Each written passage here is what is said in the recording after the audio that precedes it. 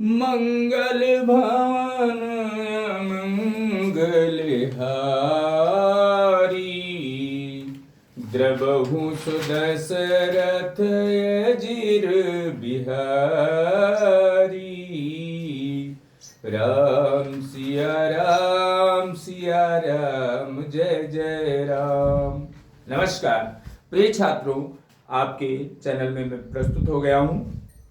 आइए देखते हैं कक्षा 10 का जो पद चल रहा है, पद को जब तक समाप्त न कर देंगे तब तक ये आपका लगातार वीडियो आपके पास पहुंचता रहेगा। उसके बाद में अगला पाठ, तो पद में चलते हैं। पद में आपका ये तीसरा क्रम है।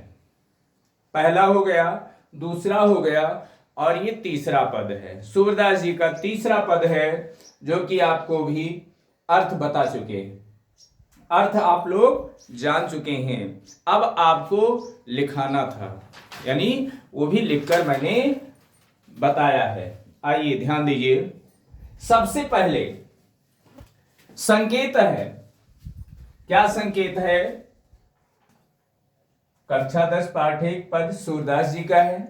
सबसे पहले संकेत है कि किलकत कान है घुटुरुवनियावत। सूरदास जी ने कितना ही सुंदर वर्णन किया है। भगवान कन्हैया जब नन्हे हैं, यानी बहुत ही छोटे हैं, शिशु रूप में हैं, चल भी नहीं पाते हैं, घुटने के बल चलते हैं। आप लोगों ने देखा होगा, छोटे बच्चे आपके घर में अवश्य होंगे। छोटे बच्चों का कुछ ऐसा यानी मनोरंजन ही होता है कि बच्चों को देख करके मन खिलखिला उठता है। और कितना भी आप चिंतित हों, अगर छोटे बच्चे आपके सामने आ जाते हैं तो कुछ देर के लिए आप सारा गम भूल जाते हैं। आज हमारे श्री कृष्ण भगवान छोटे शिशु रूप में नंद बाबा के आंगन में खेल रहे हैं। क्या कहना है नंद राजा को, नंद बाबा को अपार खुशियां हैं। सूरदास जी उन्हीं का वर्णन करते हैं, श्री कृष्ण भगवान के बाल स्वरूप का वर्णन करते हैं, बाल लीलाओं का वर्णन करते हैं। आइए देखते हैं। तो किलकते कान है घुटुरुवनियावत, घुटने के बल कन्हैया खेल रहे हैं। और कहां तक दिया गया संकेत? अचरा तरले ढाक स्तूर प्रभु को दूध पियावत, यानी माता यशोदा भगवान श्री कृष्ण को आंचल के नीचे ढककर दूध पिलाने लगती हैं। ये यहां से यहां तक आपका संकेत मिल रहा है। तो सबसे पहले संदर्भ। संदर्भ बेटा आप लोगों को बताए ही हैं, फिर लिखकर बताया देते हैं कि प्रस्तुत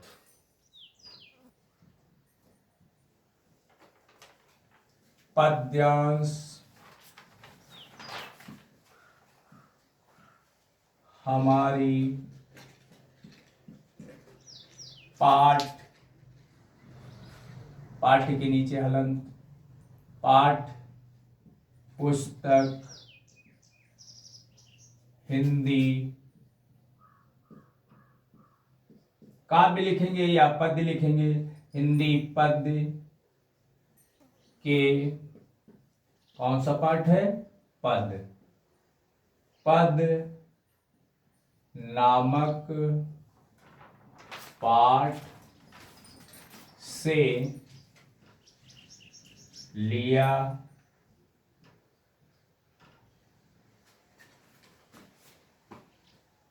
गया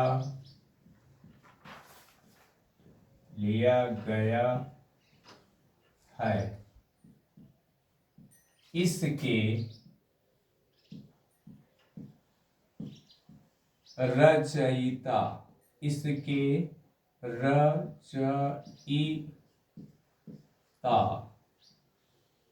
रचयिता सूरदास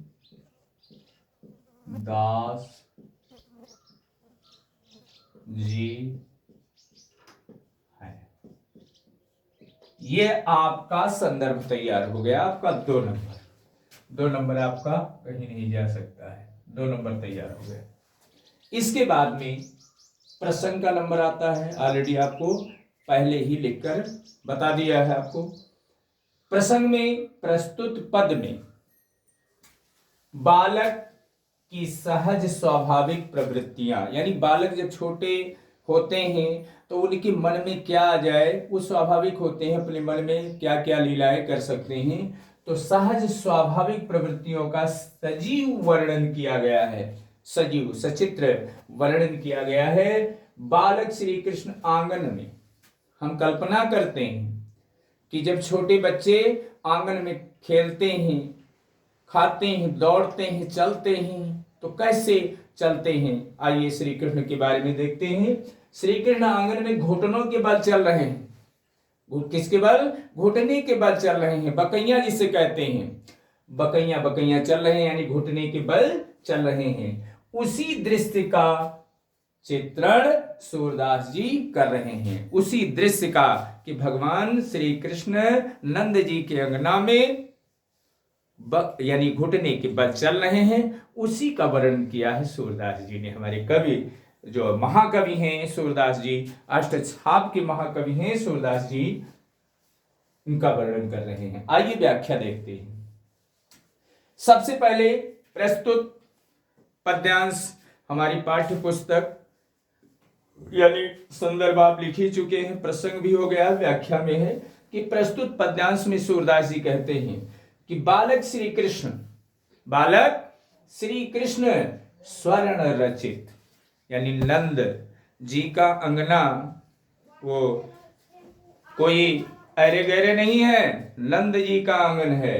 बालक श्री कृष्ण स्वर्ण रचित तथा मणियों से जड़े, मणियों से जड़े नंद जी के आंगन में घुटनों के बल चल रहे हैं। अंगना कैसा है?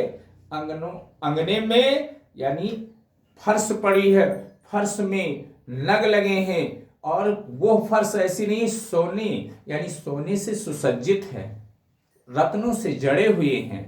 ऐसी साफ सुथरा भूमि है नंद जी का आंगन, जो है कहने यानी वर्णन नहीं किया जा सकता है ऐसी सुंदरता का। आंगन में घुटनों के बल खेल रहे हैं, घुटने के बल उसी पर चल रहे हैं कन्हैया।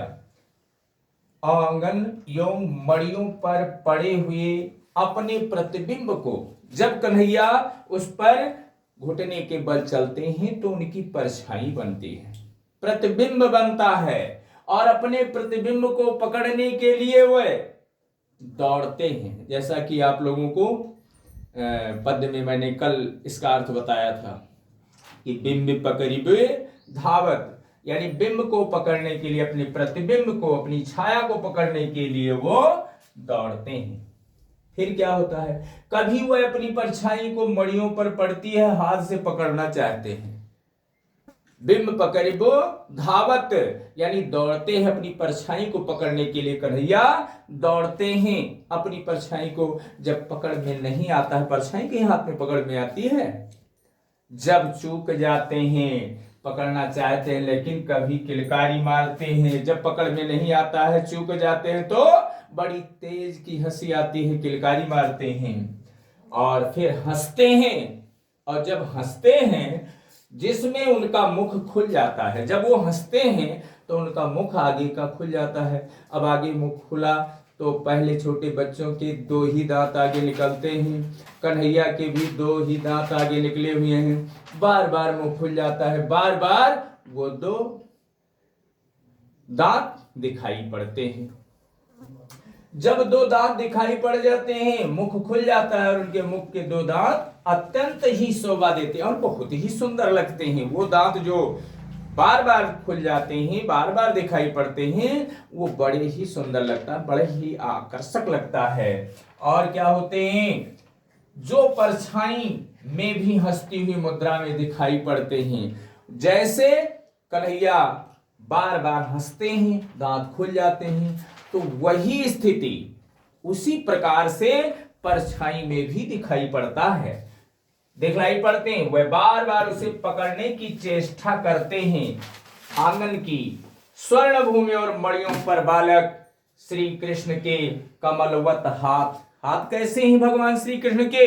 कमलवत हाथ है, कमल के समान कोमल मुलायम सुंदर श्री कृष्ण के कमलवत हाथ, और पैरों की छाया पड़ती है, जिसको देखकर ऐसा प्रतीत होता है, ऐसा लगता है मानो प्रत्येक